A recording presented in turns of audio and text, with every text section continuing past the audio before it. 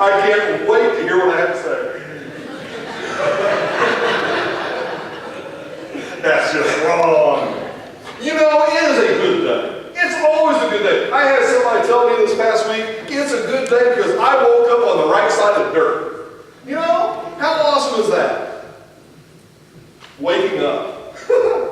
Wow. You know, my day started at 5 a.m. this morning. Now, some of you, that's pretty normal. You get up at 5 a.m. and you have your second or third pot of coffee by then, and you're heading to school, you're heading to work, or you're doing something. Yeah, my day this morning started out at 5 a.m. and my 5-year-old, you all know my 5-year-old, he's everywhere. Right now he's over in the nursery. Lauren's kind of taking care of the nursery over here, and I'm sure that he's having a blast.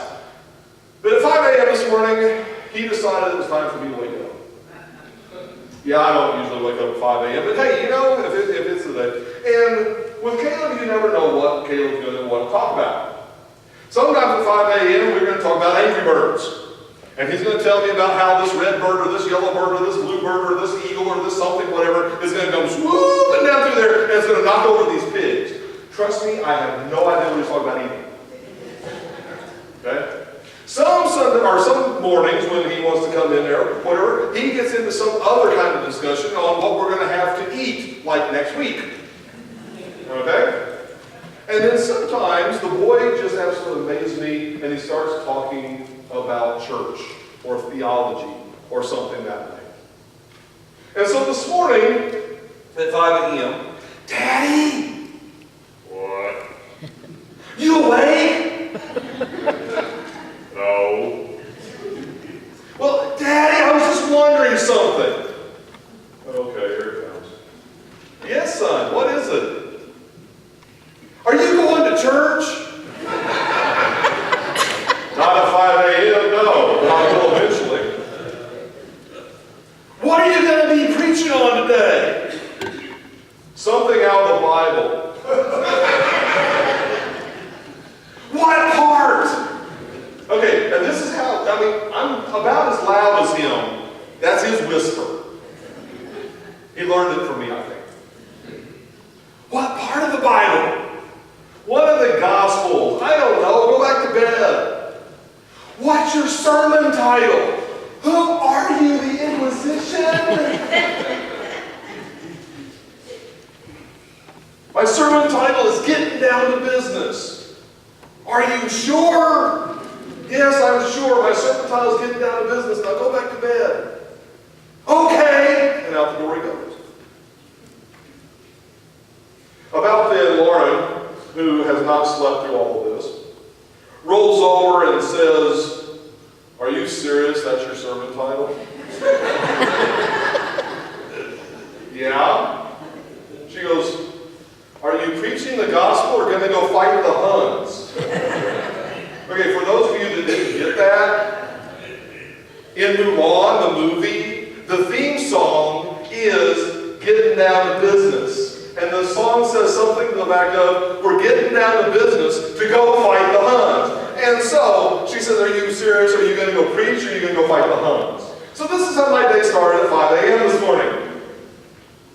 And I've been sitting there thinking, what an awesome responsibility. An awesome responsibility to be someone who has somebody under them to teach. You know, I've said it before and I'll say it again, I never ever want to be a bishop.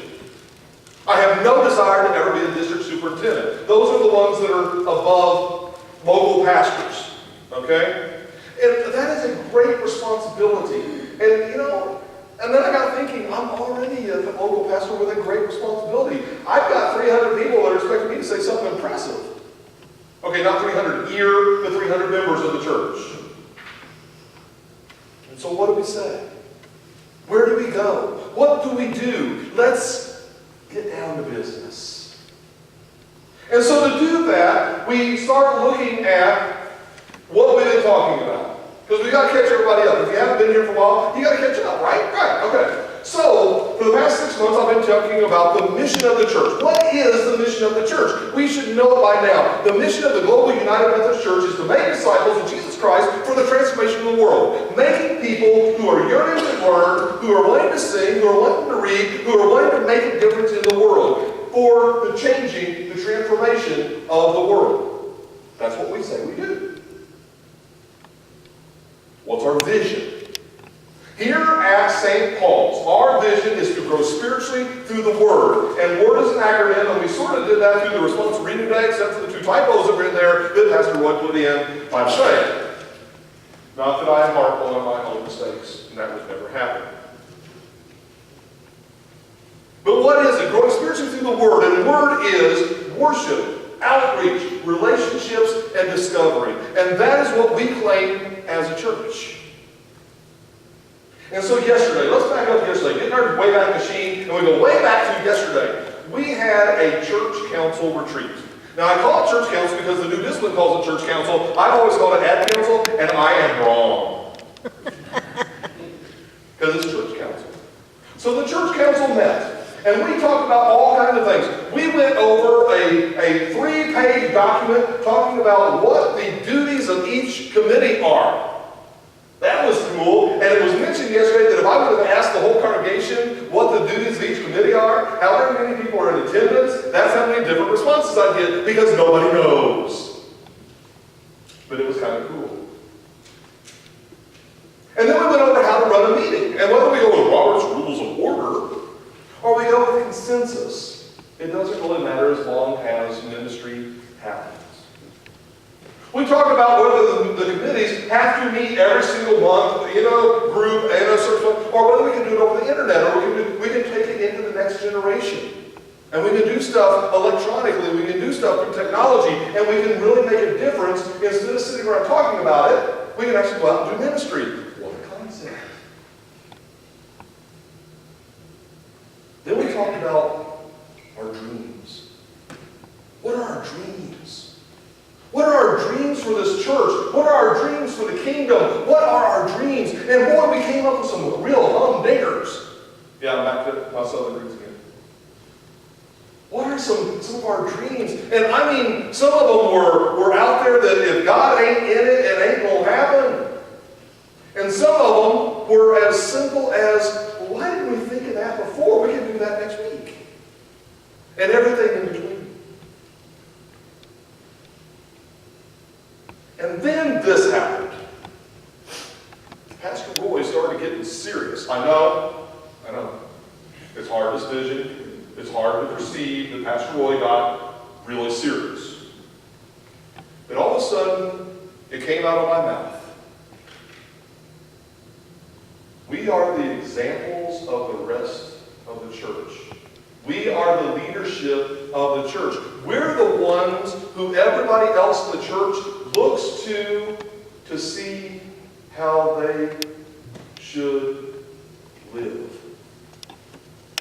Okay, the audible gasp that happened, I think sucked 3 people in off the street in the door. So we grew by 3 people. No, I'm kidding. Okay, that was a bad joke and it fell on deaf ears. That's okay. But you know, we looked at each other and we said, oh my gosh. We're the leadership. We're the ones who set the bar. We're the ones who are the ones that people look up to and say, this is what the church is all about. And so I looked around the room and I said, don't anybody raise hands. Don't anybody give it away. But how many are sitting around this table tithe? How many attend every meeting, every church service, everything 100%? How many of us pray daily? How many of us read Scripture daily? How many of us, and I went down the list just like I did with the kids. Just now. How many of us are disciples of Jesus Christ for the transformation of the world, trying to make disciples of Jesus Christ for the transformation of the world? How many of us on a daily basis worship, outreach, relationship, and discovery? Wow. We got to do all that? Where do I resign? But no, nobody said that. Everybody said, you know what? You're right. You're right. We're the leaders. We should be doing this stuff. We're going to do this stuff. And the dreams came out of that. And the dreams came out and said, how can we make a difference? How can we be so positive? And so now I start my sermon by reading the scripture. Okay, come on. That's funny stuff. Matthew chapter 4 is Jesus starting his ministry. We found out that Jesus was born. We all figured that out at Christmas. And then Jesus was baptized in the Jordan by his cousin John.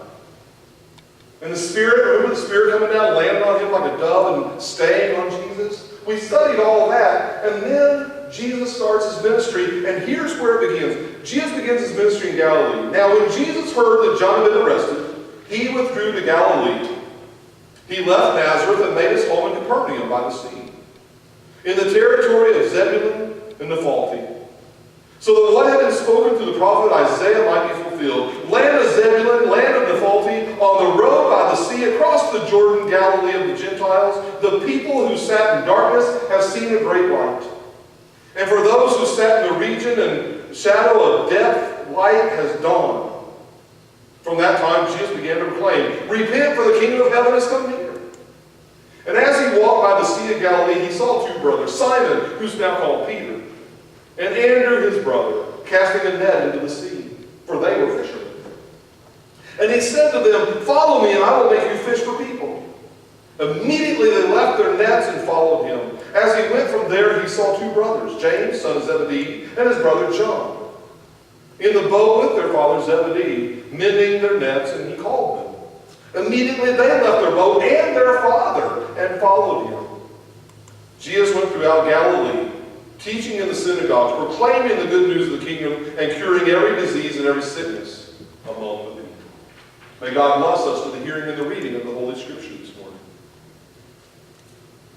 Jesus got down to business. Jesus knew that he was not going to be on earth forever. Jesus knew that he had to get started. He had to go somewhere. He had to get it done. And so he started calling disciples. Wow. Disciples. See, that is a great big huge word with a whole lot of weight to it. Disciples aren't just people. Disciples are studiers. Disciples are followers, and they hang on what the leader and what the teacher says. They just generally can't wait to find out what's coming next. And that's what we're called to be. We're called to be disciples of Jesus Christ. I think back, when did all this start? Well, we know when the gospel, when Jesus started his ministry, we know that. We have scripture that tells us that. But I'm talking about here in Rushville. When did this start? Does anybody know when St. Paul started? Anybody got that date? Robin does because she cheated. She looked on the website. And I see other people grabbing their phones real quick. Okay, I'm going to win this one. Anybody know off the top of their head when this church started? Robin, when was it? 1824. 1824. 1824. Anybody remember? No, I'm kidding. 1824, this church got started. Started sharing the gospel of Jesus Christ. Started making a difference to that one. Started telling the stories. Started what we're continuing to do today. It's on our webpage. Check it out sometime. There's good stuff. Lots of men, lots of women, lots of children have come and gone through this area. Now, it wasn't technically this building. This building was built later. It started out as just a building, and then I hear that they raised the building, built a basement, and did that with penny suppers. Ever heard of the penny supper? Yeah, every spoonful of something you get on your plate, you pay the penny for. It was during the Depression, so we can literally say that the women raised this church. Because it was the UMW at that time. It was the Women's Fellowship, or the Ladies Aid, I think is what it was actually called back then. did penny suppers to raise the money to build the basement. People have come through, people have gone, and away we go. And pastors, tons of pastors, have come through this place, and they've told you what they think, and they told you what they know, and then they move on, and the next one comes in and tells you something, maybe sometimes completely different. But every single one of them has always held to the sanctity of the gospel, the truth of Jesus Christ.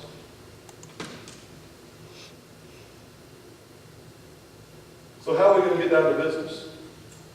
How are we going to make a difference to the next generation and the next generation and the ones after that?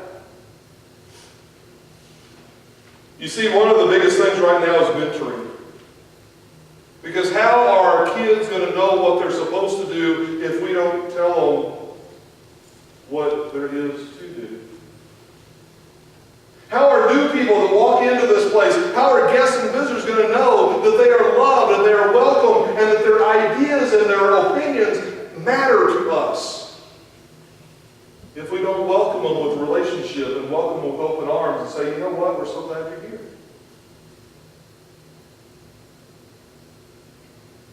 How are others in this town going to know what Jesus means to us if we don't share the gospel with them? By not only what we say, but also with what we do. How are people going to know that we love them unless we share that?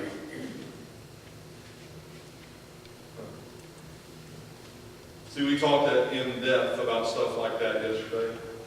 It was an amazing meeting. We have some dreams and some goals of making differences in our community. Changing our image, if you will, in the public eye so that we aren't this cathedral church of elderly people dressed to the nines. I actually threatened the ad council yesterday that if we don't start welcoming all the strangers that walk in this place, I'm going to come and preach in overalls some Sunday. And they said, as long as you have clothes on, we're good with that. Yeah, don't get that in the middle image. But you know, what difference can we make? And how can we be disciples better? How can we do it? Well, one is, we can attend Sunday school and bring our kids. We can attend worship and bring our kids. We can attend stuff going around and bring our family and friends and neighbors and even complete strangers. We can be like Jesus and walk to the places that a lot of people don't walk. People didn't hang out with, I'm right under a microphone already. People don't hang out with fishermen. They were just a half step above shepherds. We all know what everybody thought of shepherds. But that's who Jesus called, was fishermen, tax collectors, human beings that had faults and problems. People like us. You see, there's not a single one of us that doesn't have some kind of a fault. There's not a single one of us here that has not fallen short of the kingdom of God. There's not a single person here that is not a sinner in some form or fashion. And if you think that you aren't, then you're wrong. Because we've all fallen short of the pure and holy glory of God. But see, that's the gospel. That's the best part of this whole thing. Even though we're a pile of screw-ups, God still loves us. Jesus died for us, and we are forgiven. We are forgiven people. We have the hope of the resurrection. We have the hope of the eternal life. We have the hope of being better than we are today. And passing that on to those that we meet and greet and love every day.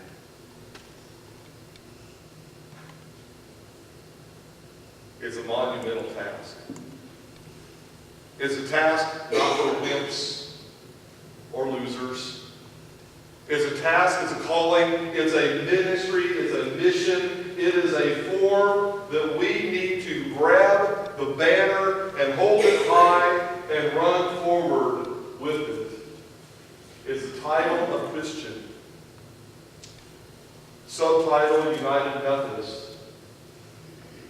Subtitle, Servant of the People. How can we get down to business and make a difference to those around us? How can we get down to business loving the unlovable? How can we get down to business of sharing the forgiveness of God with those who think they're unforgivable? How can we get down to business of giving hope to the hopeless? How can we do that? Well, it starts with one thing. Saying yes.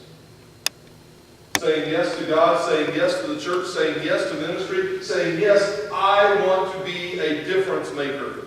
I want to be an example. I want to go out and share the light with those who are in darkness.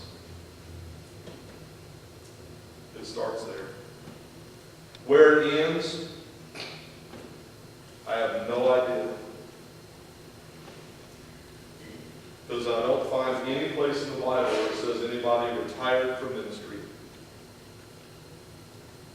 We keep spreading the gospel for every breath we take, every step we walk, every person we meet.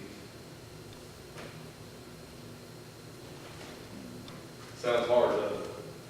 Sounds daunting, doesn't it? Sounds like a long time going.